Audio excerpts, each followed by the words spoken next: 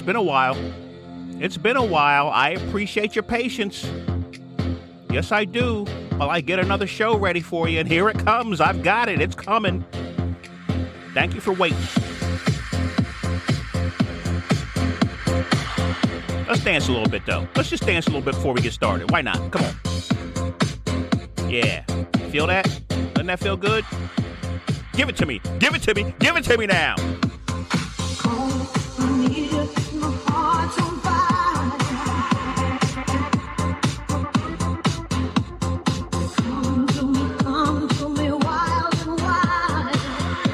Oh, yeah, that feels good. That feels good. Watch me go. Oh, yeah. Watch me dance. Watch this move. Ooh. Ooh. Ooh. Oh, yeah.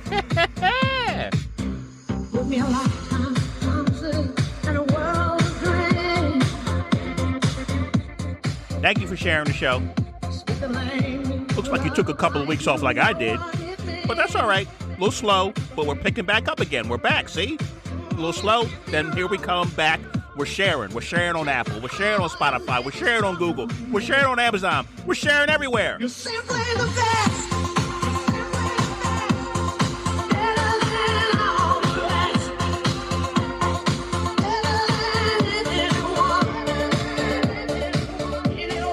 All right, no time for fooling around. Come on. Been away for far too long to sit here fooling around all day. I have to get caught up on some of these news items, and I guess I could start with people jumping into the presidential race. You got people jumping in from everywhere.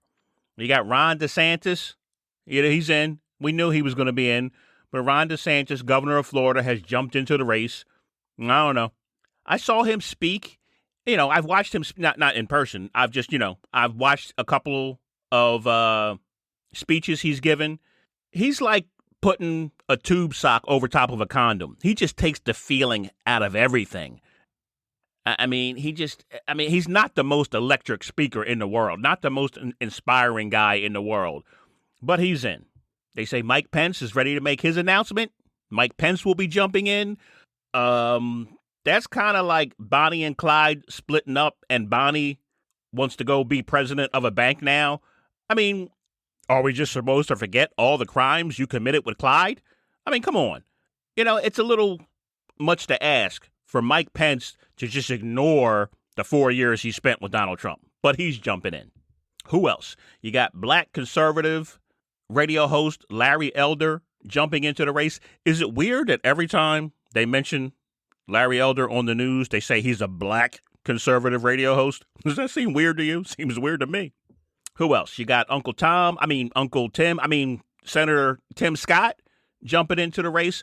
Why do they call black people who want to be Republicans Uncle Toms? Why is that? That's not fair. Can't black people be conservative too? Can't black people be Republicans too? But Tim Scott is in the race. He's jumped into the race. Senator from South Carolina. And don't call him a token either. The first two black senators ever in history were from Mississippi, and they were Republicans. Hiram Rhodes Revels in 1870 and Blanche Bruce in 1875. Both Republicans, both from Mississippi. The first two black senators ever. Now, how they got there needs some context, but we don't have time for that right now. Let's move on. Who else is jumping in? Yep. Hide your chicken nuggets. Former governor of New Jersey, Chris Christie, is going to waddle into the race, or he's waddling into the presidential race. Now, I hear people saying, Chris Christie, he's only getting in to take on Trump. He's being funded just to take out Trump in the debates. I don't know. I don't know about all that. I think he is delusional enough to think he can go around the country going, I'm from New Jersey. I'm from New Jersey. That's his whole rap. That's what he does. He goes, I'm from New Jersey. I'm a Republican from a blue state. You got to work together. I'm from New Jersey. So we'll see. I don't know. Who else? Oh, you got Dr. Cornel West jumping into the race. Professor from Princeton University. Not a Democrat, not a Republican. No, not jumping in as a Dem or a Republican. Jumping in as a communist, I assume. What is the party? I don't know. But doesn't Dr. Cornel West kind of remind you of a slave from like 1870 that got his freedom and got educated? What I say? I'm telling you, go pull up videos of him on YouTube, and you tell me he doesn't remind you of a slave from 1870 that got his freedom and got educated. Now he's, running for office. You go look and see and tell me I'm wrong. And before you get offended, I would appreciate it if someone would ask him, listen, was that the look you were going for? You don't know. He very well may say, yeah, no, that's exactly the look I was going for. A slave from 1870 that got freed and got his education. I don't know, because he'll be out there. Trust me, he's going to be out there a little bit, even though, he's not really running, is he? But all the networks will be scared to death to not give him time for fear of being accused of, So he'll be out there at least a little bit. But I don't know if he's going to get into debates because, number one, the DNC does not want to have anybody challenging Joe Biden in debates. Do you agree or disagree with that? The DNC does not want to hold debates with, who's the other guy? Who's the Kennedy that jumped in on the Democratic side? Manchin, if Manchin really is going to run, they don't want to hold debates with these guys. So Cornel West, I don't know that he's going to be out there enough, and because you have to have money. You have to have money. You got to buy your way into these primaries. Then you got to travel around to the different states, to campaign. So I don't know if he's going to raise money, and I don't know if anybody, or if he's going to be able to sustain a real campaign. But he'll be out there. He'll be out there enough. So somebody ask him, was that the look you were going for? Who else? Am I missing anybody? You got Marianne Williamson on the Democratic side. Okay. You got, several other people on the Republican side, Asa Hutchinson, and I don't care. I don't care. Am I missing anybody important? Anybody that's recently declared they're running? No Adam Kinzinger, huh? No Adam. I was positive that Adam Kinzinger was going to run for president. I don't know. I'm not counting it out yet, but I don't know. As recent as January of this year was the last time I've seen anyone really ask him about it. And he said it would be fun to run against Trump, but that he's not planning on running. So we'll see. So that's it. Let's move on to the next news item. The debt ceiling, huh? The debt ceiling deal got done, huh? Oh, before I move on, I will say I have a show ready, a show where I will explain in detail how to defeat Donald Trump, because Donald Trump and Joe Biden are also running, by the way, for president in 2024. I can tell you, I can provide the information in detail exactly how you beat Donald Trump. So, if that is a power you wish to possess, be sure to keep a lookout for that in the next couple of episodes or so. All right? One other thing, a quick correction. I must do this because I'm about honesty, fairness, and accuracy here. I made a mistake a few episodes ago. I don't even remember which episode it was, but I have to actually go back into the episode to make a correction because it's so important to me, and I've never done that before, and I think we're up to like 91, 92 episodes, including this one. I said in an episode, it was the Trump Town Hall, the first Trump Town Hall episode I did. The Trump Town Hall reaction, I think is the title of it. I said they should have asked Donald Trump why his taxes showed he didn't make any charitable contributions. A fact check shows Donald Trump did indeed make charitable contributions in the years that he was president, except for the last year, except for 2020. So it doesn't necessarily say it's his salary, because he was always saying, I'm donating my salary to charity. I'm donating my whole presidential salary to charity. Well, it doesn't show that the money that he's donating is necessarily his salary. The taxes don't show that. It's just income. But he did donate, I think there was $1 million donated to one federal agency, and then there was another donation. So I stand corrected. I want to clear that up. I want to fact check that. Donald Trump did make charitable donations while he was president. There were things flying around on social media saying his taxes showed that he didn't, and I fell for that. So I'm correcting it now. All right, let's move on to the debt ceiling. So the deal is done. Joe Biden, Kevin McCarthy, they got the deal done, right? So congratulations, Joe Biden, right? I mean, No. I'm not going to say it. I don't want to come off as constantly negative against Biden because I'm not. It seems like I'm always criticizing Biden. I'm just, listen, it's a great win. It's a great win for Biden, right? We'll leave it at that. We'll just leave it at that. It's a great win for Biden. Debt ceiling's done. So, it's the debt ceiling, people. It's the debt ceiling. It's not the Cuban Missile Crisis. It's not the Paris Agreement. He didn't negotiate peace in the Middle East. It's the debt ceiling. It's got to get done.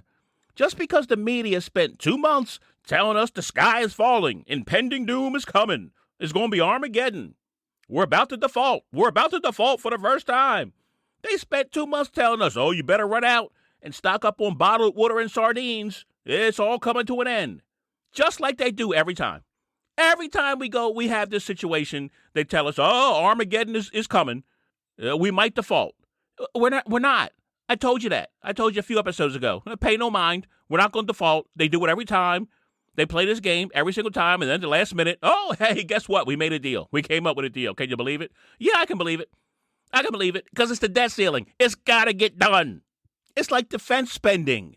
They can haggle over how much we're going to spend on our military every single year, but we're going to spend something. We're going to spend something. It's going to get done. A defense bill is going to get done in the budget every single year. We're never going to go, we couldn't figure it out, so we're going to spend zero on defense this year. That's never going to happen. Same thing with the debt ceiling. It's never going to happen. It's always going to get raised. I was going to play clips. I don't know if I want to. Because, again, it seems like I'm trying to take something away from Biden, but I'm not. It's great, listen. But, I mean, you listen to people on the left, in left-leaning media talk about this. You'd have thought Biden got Johnny Depp and Amber Heard back together or something. Got them to reconcile their differences. I mean, one guy on MSNBC, he said, Joe Biden used a Jedi mind trick on these Republicans. What? What? Jedi mind trick? I think I'm going to just play one clip. Just one clip. Because what I'll say about the debt ceiling is, Joe, President Biden, you can't make unforced errors. This negotiation, this whole debt ceiling negotiation, and I'm using the word negotiation, you're going to see why in a minute, shouldn't have been something that panicked people. All right? It shouldn't have been something where Mitch McConnell, Yertle the Turtle, has got to come out and calm people down. Again, I'm not going to lengthen the show by playing clips, but I could play you the clip of Mitch McConnell, if you haven't heard it, of him coming out and saying, everybody relax, everybody calm down, it's going to be fine, we're not going to default, we're going to get it done. Well, that's Joe Biden's job. That's Joe Biden's job from the very beginning, to say, everybody relax, everybody calm down, media, don't even start talking about default and freaking out the markets. We're going to get the debt ceiling done because we always get the debt ceiling done. We have to. So, but listen to this clip that, unfortunately, played on conservative media. Like I said, that's what I'm here for. If you're center left, if you're center right, if you're maybe far left, far right, you don't necessarily ever listen to media from the other side because you just can't take it. Well, hopefully I can present it to you here. Hopefully you can take this show and I can present it to you here and you can see what they're saying. It's important to see and know what the other side is saying. So listen to this clip from conservative media.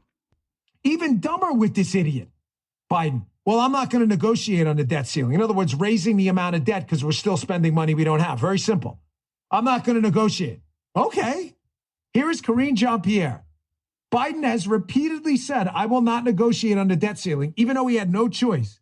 The Democrats are not in charge of the House. We don't see any negotiation here. We don't see anything that needs to be discussed. It's pretty simple and it's pretty straightforward. We believe that Congress has a constitutional duty to get this done. The president's stance on negotiation stands, right? Which is he does not believe, as it relates to the debt ceiling, that we should be negotiating. We've been very clear. We're not going to negotiate on the debt ceiling. He never came to the table to negotiate on the debt ceiling. That was not something that occurred. That is not something that's happening. We've been very clear. We're not negotiating negotiating around the debt ceiling. When you think about the debt limit, it is not negotiable. We should not be negotiating on the debt ceiling. There's no negotiation that we will be having. The debt ceiling, it should be done without negotiation. There should be no negotiation. Should be done without conditions. We should not have to negotiate on this. Look, we've been very clear. We're not going to negotiate. We're just not going to negotiate on that. I stopped that. That goes on for a full 3 minutes. A full 3 minutes. I played you less than a minute of Karine Jean-Pierre saying over and over and over again, we're not negotiating. There's going to be no negotiation. No negotiation on the debt ceiling. And then they go, okay, we're negotiating. That's an unforced error. You can't do that. You just can't. Now listen to me now. For people out there going, this guy doesn't know what he's talking about. I don't know what I'm talking about half the time. But I have a feeling for Republicans, conservatives, Trump voters, doesn't matter. For Democrats, liberals, Biden voters, doesn't matter. But for people who are out there, the ones who decide elections, I keep telling you, the ones who decide elections, the ones that are like, I could take or leave either one of them. I really don't care. You must inspire these people to vote. When you flip-flop like that, you do not inspire them to vote, and you certainly don't inspire them to vote for you. If you get involved in politics, you start paying attention. Maybe you're not really paying attention, but this Trump guy makes you start saying, maybe I should pay attention to what's going on here. That sort of thing turns people off. When they hear one side, we're not going to negotiate. We're going to stand strong, and here are the things we want. And you go, oh, yeah, I like those things. I like those things they're fighting for. And then they go, okay, we're going to negotiate those things away. It's not good. They can't make that unforced error. That's all I'm saying. You don't have to agree. This show isn't about agreement. It's not about changing your mind. It's just about putting stuff out there and trying to help. I'm trying to help here. I think there's different ways to look at things, different ways to see things. I don't consider myself liberal. I don't consider myself Democrat. And so it would behoove people to listen to somebody who says, man, that's frustrating. That's annoying. Why'd you spend all that time saying, I'm not going to negotiate when you know, yes, you are. Yes, you are. You're absolutely going to negotiate. You don't hold all the power in this government. It's a divided government. What do you mean you're not going to negotiate? Of course you're going to negotiate. The other thing I'm going to say on the debt ceiling, and I'm going to move on. I don't want to hear about hypocrisy. I just don't. I don't want to hear about the hypocrisy. Oh, when Donald Trump was president, he said this. And then they played a clip of Donald Trump saying no negotiation on the debt ceiling. The debt ceiling is sacred. I don't care. I don't want to hear it. I don't want to hear it from the left because I said 2-3 years ago, make it the standard. All of these things that the Republicans are saying and doing, not answering subpoenas, not showing up to Congress when you're called to be questioned in a hearing, Donald Trump saying, I'm going to take money from the military and divert it to building a wall. Congress, they allocate where money goes, not the president. But Donald Trump said, I'm going to take it because it's a national emergency. I'm going to use it to build the wall. All these different things, these unusual things that Donald Trump did and Republicans went along with, I said, you really ought to be making this a standard. You really ought to be saying to them, hey, we know you guys tend to get amnesia when you're not in power. So would you mind putting this in legislation? Would you mind making this an executive order that you're doing this so we can make sure when our turn comes to divert money, maybe to fight gun violence in this country, our Democratic president won't have an issue doing it? Would you make it the standard when you want to have an investigation into Hunter Biden and you want Joe Biden to show up to be questioned, but he says, no, I'll do a take-home test, though. Can we put that in writing that that's okay for a president to do that? Can we put it in writing that it's okay for a president to exert executive order way before he was even president? I said, make it the standard. And this is yet another thing, the debt ceiling, that the Democrats should have said back then, we know you get amnesia. We want to make sure this is going to be the new standard, that the debt ceiling will be raised every time, mandatory, without a fight. But they didn't do it. So I don't want to hear cries about hypocrisy. If you keep getting kicked in the balls, the first couple of times I'm going to feel sorry for you. After that, I'm going to say, when are you going to cover your balls? I'm getting worked up. I was trying not to get worked up. It's hot in here. Job numbers, let me just say, good job numbers, right? Biden deserves credit for the recent job numbers came out for May jobs. Deserves credit for that. Good. I'm an American first. Any good news for America, I'm happy. I don't care who the party is. People are working, I'm happy. Bills are getting paid, I'm happy. But I'm going to go back to it. Again, this is just my friendly advice from somebody in the middle. I really wish Joe Biden and Kamala Harris, she does it too, she likes to tweet it too, stop going back from day one and comparing to past past administrations. Oh, we've cut the deficit more than any administration ever did. Blah, blah, blah, blah, blah. We've created more jobs in blah, blah, blah than any administration ever did and blah, blah, blah, blah, blah. I keep saying it. You can't do that. It's too easy. It's too easy to call you a liar. I gave you the analogy way, way, way back when they started doing it. It's like the power goes out at my house and Joe Biden comes and turns it back on and tells me he created electricity. No, you didn't, Joe. It was already there. You just turned it back on for me. So the economy was still partially shut down when Joe Biden took office, and jobs had to be recovered, had to be restored. So to say we've created 12 million jobs, not really. Not really. It takes away the credit that I feel like that he can take right now for the 300 and some odd thousand jobs, the jobs that have been created in the last year and a half, 2 years, not from day one. Go ahead, call those recovered jobs. You can take credit. I thank you for restoring my electricity. I thank you for restoring the economy. That's the credit Joe Biden should be taking, because getting COVID under control was the number one reason he got elected. The number one reason. And he did it. He achieved it. And it wasn't easy. You know, we tend to have a memory loss. It wasn't easy to get that vaccine out. He was right. He said when he was campaigning, hey, coming up with the vaccine is one thing. Getting that thing distributed, that's the hard part. And he was right. And God bless our military. You know, when I got my vaccine, my 2 shots, I went to one of the big locations that were being run by the military. And man, they ran it efficiently. You got in line, the line moved along, you went in, boom, you sat down, they asked you, they got your information, they said, okay, move along to the next line, you got in the next line, move along, ask you information, boom, shot in your arm, all right, go over there, sit there for 15 minutes so we can make sure you don't fall over dead, all right, you're done, get out, next. I mean, it was fantastic. I did not have a problem until I had to go to a private business. And I'm not going to say who they were because I don't want CVS suing me for saying they screwed up. But when I went to get my booster shot, I think the woman gave me somebody else's shot. Who knows what she gave me? She probably gave me the shingles vaccine. Because after she gave me the shot, she gave me the wrong vaccination card. It was somebody else's card. I said, that's not me. She said, what's your name? I think she gave me somebody else's shot. So what was I saying? Oh, yeah.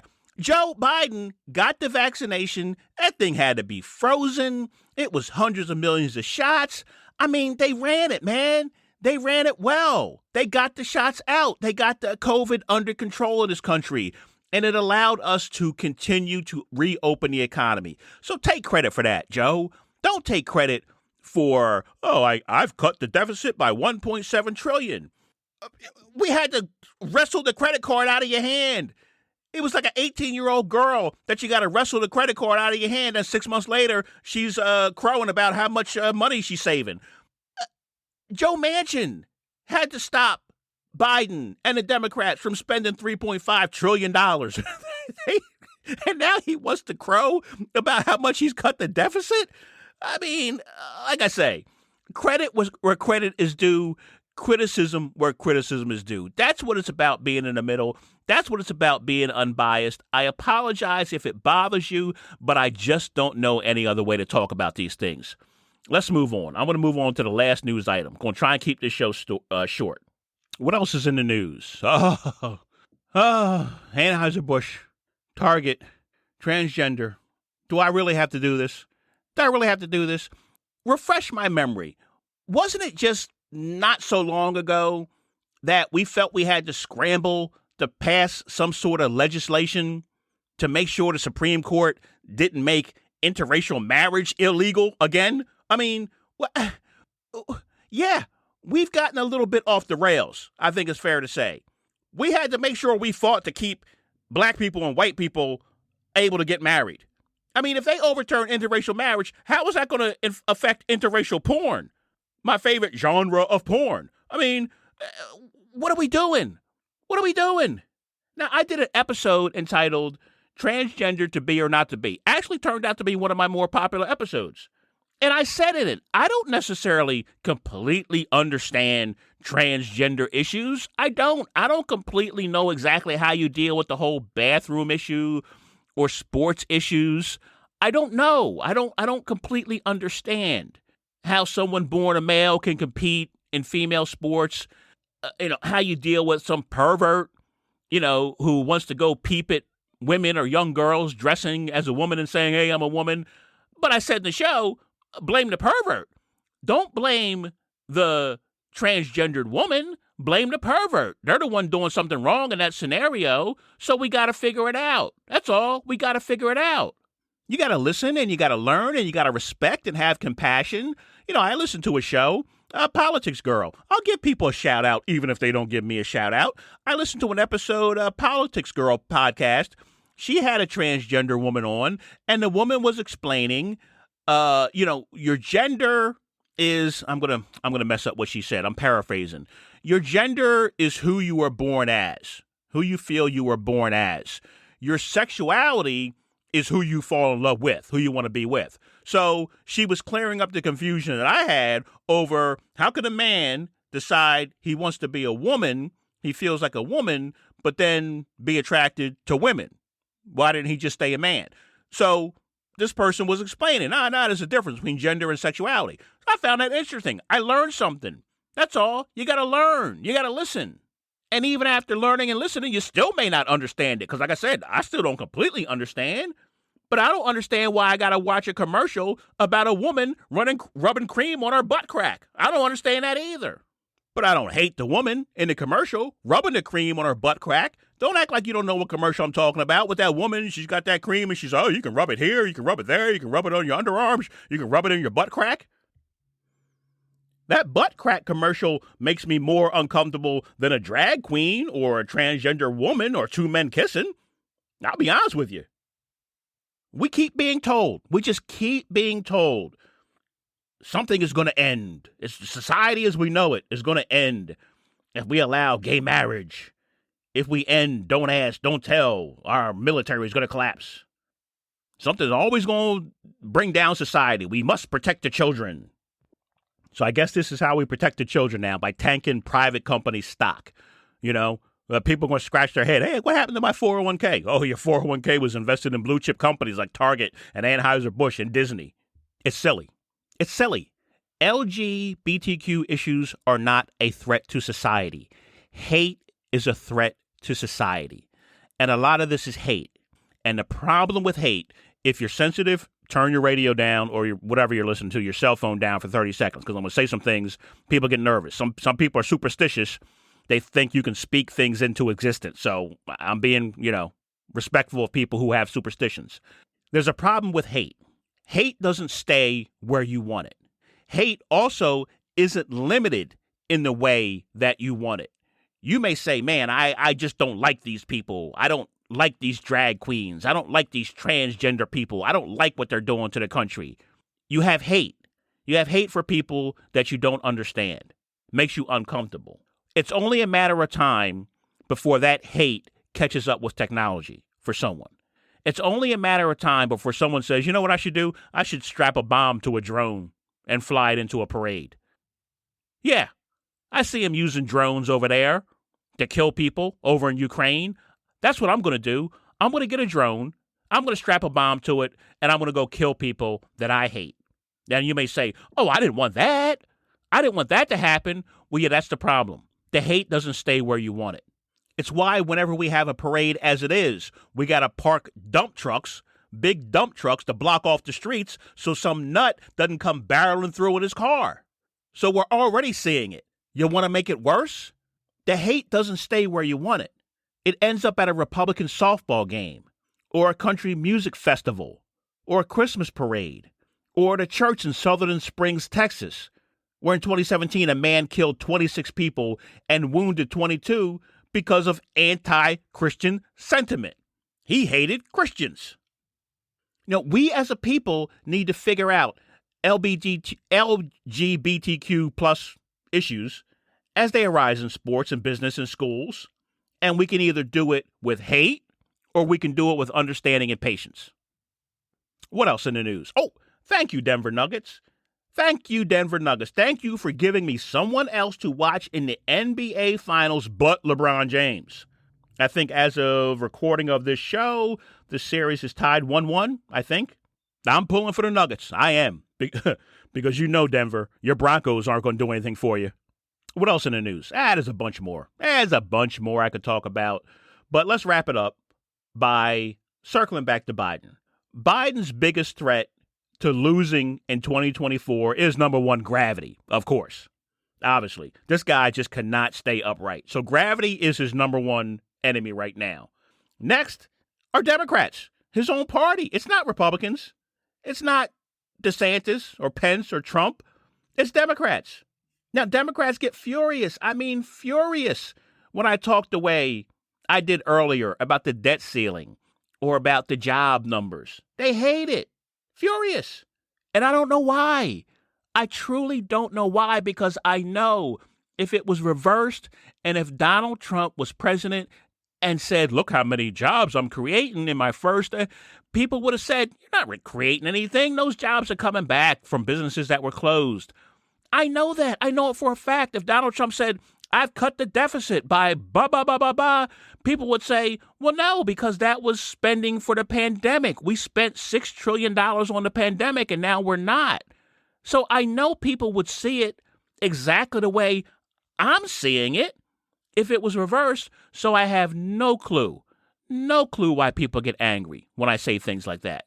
But I say it because, as I say, I don't know how to have half a conversation. I got to talk honestly. I got to be fair. I got to be consistent. And I hope that people will listen to that and they'll go, he's making a point. And then they'll pick something up. They'll learn something from this show that maybe they're not going to learn from other shows on the left who don't want to talk like that. And they're certainly not going to listen to it from the right, because the right certainly isn't going to present it in the way that I'm presenting it, as fair as possible, and saying, look, I'm on your side. I'm on your side. Credit where credit is due, criticism where it's due. I hope people will listen so that they can say, oh, yeah, we do have to get better. We do have to tighten things up a little bit. We do make mistakes here that could hurt us with independents, with people in the middle, with center left, with center right. Things like this. Listen to this report from about 3 months ago about Democrats in Washington, D.C. wanting to revise the criminal code to make sentencing for violent crimes reduce. They wanted to reduce the sentencing for violent crimes. Listen to this report. Mayor Muriel Bowser is proposing legislation to roll back some of the newly approved criminal code that reduced penalties for some crimes.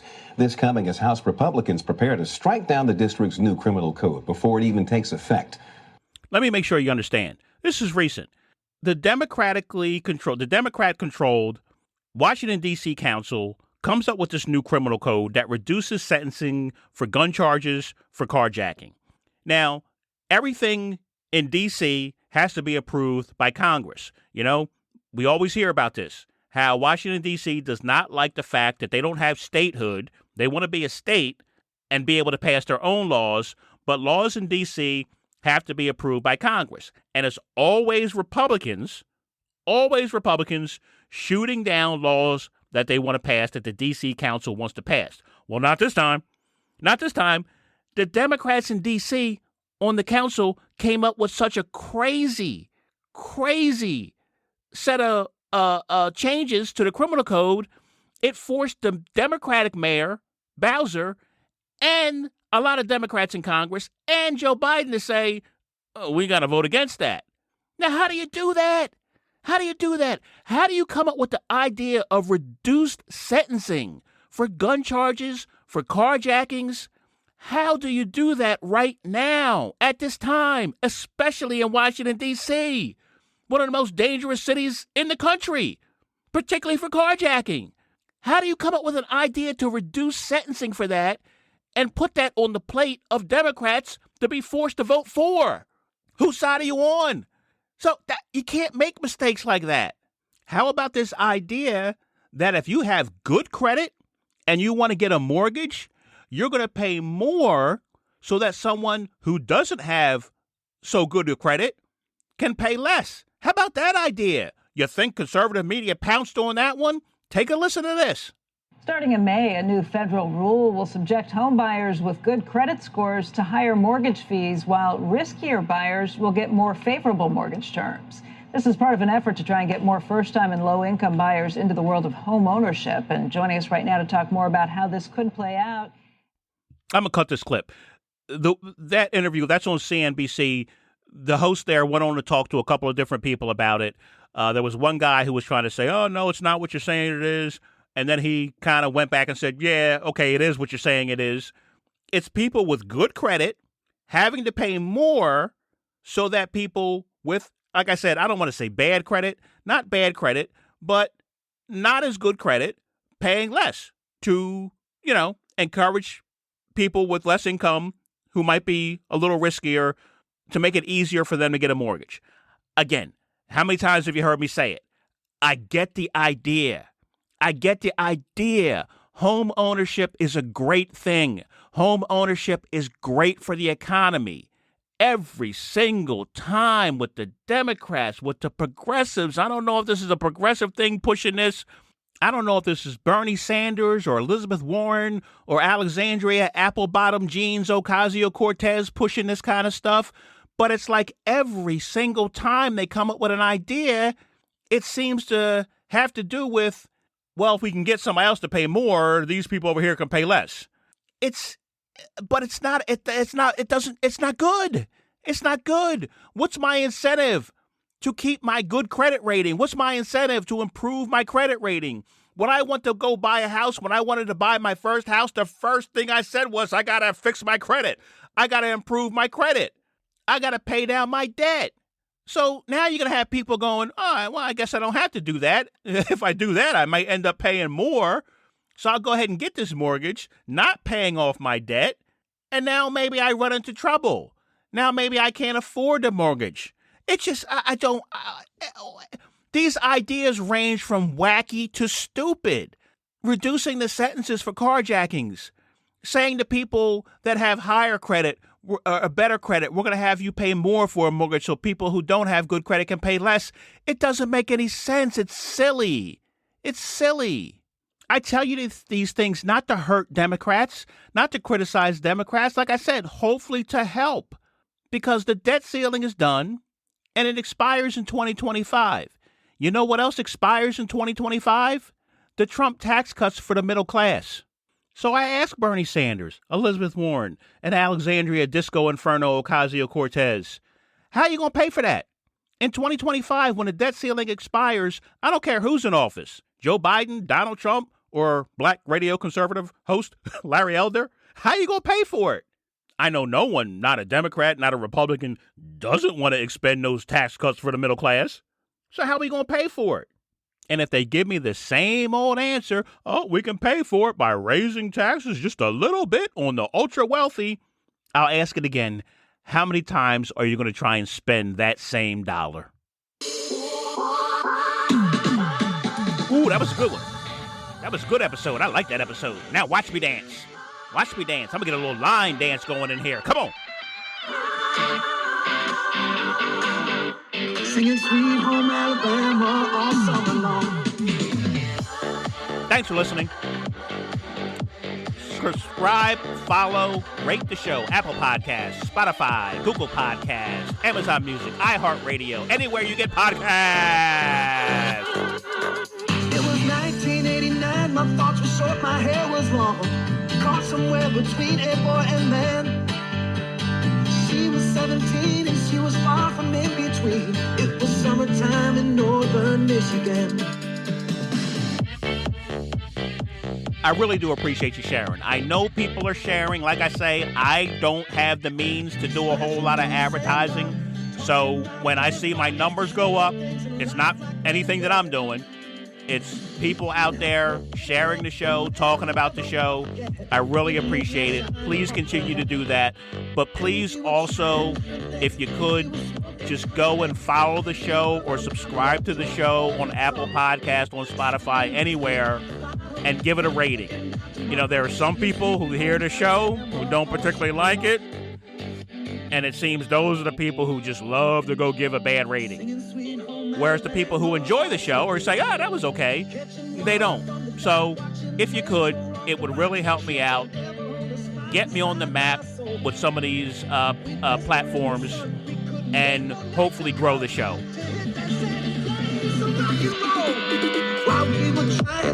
Let me dance a little bit.